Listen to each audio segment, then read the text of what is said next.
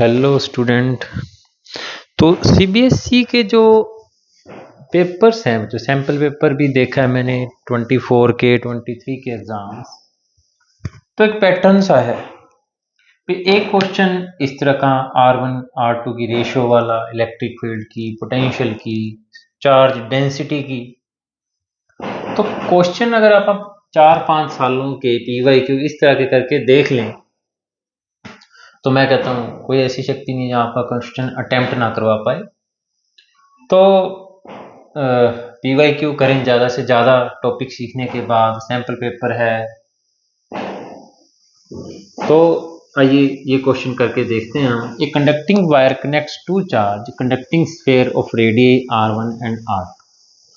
अब दो conducting sphere दे रखे हैं, एक की रेडियस R1 है और दूसरे की रेडियस R2 है। ज़्यादा कम कुछ नहीं कहा उसने, हम थोड़ा सा क्योंकि रेडियस अलग अलग है तो अलग अलग साइज के स्फीयर।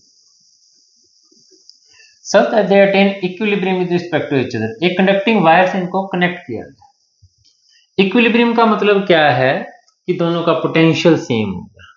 इक्विलिब्रियम क्या है हमारे लिए इलेक्ट्रोस्टैटिक में भी, चार्ज फ्लो करता है और जब पोटेंशियल दोनों स्फीयर का इक्वल होता है तो उसको हम क्या कहते हैं, इक्विलिब्रियम।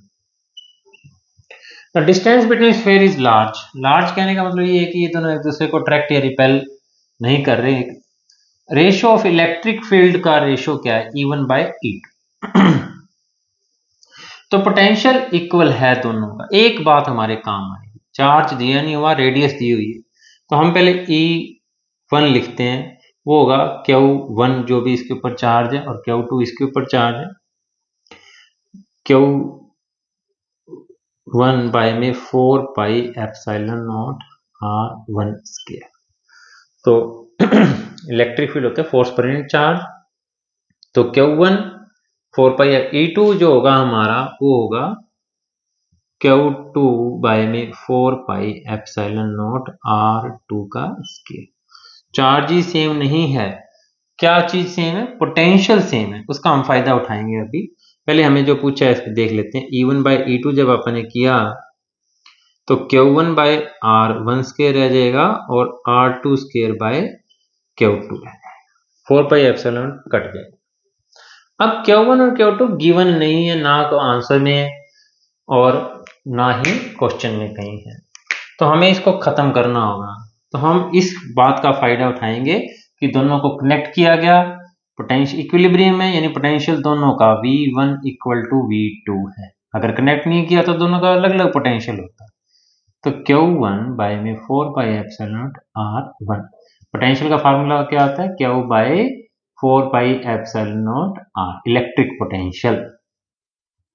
Q2 बाय में 4πε0 R2, तो Q1 by R1 is equal to आ गया Q2 बाय R2। हमें यहाँ किसकी वैल्यू पुट करनी है, Q1 बाय Q2 की। तो Q1 बाय Q2 की वैल्यू क्या हो जाएगी, R1 बाय R2। तो यहाँ पुट कर देते हैं R1 बाय R2, पटा क्या हुआ है, R2 square by R1 square. R1 से R1 कट गया, R2 से R2 कट गया, तो R2 बाय R1। तो E1 बाय E2 किसके इक्वल होगा, R2 बाय R1 की। तो R2 bye R1 option B. तो कोई खास मुश्किल नहीं थी, लेकिन क्यों मुश्किल नहीं थी, क्योंकि ऐसी बहुत सारी प्रॉब्लम मैंने कर रखी। आप भी जब 3-4-5 प्रॉब्लम इस तरह की कर लोगे तो आप देखना बड़ी आसानी से हो जाएंगी प्रॉब्लम। थैंक यू बच्चों, चैनल सब्सक्राइब कर।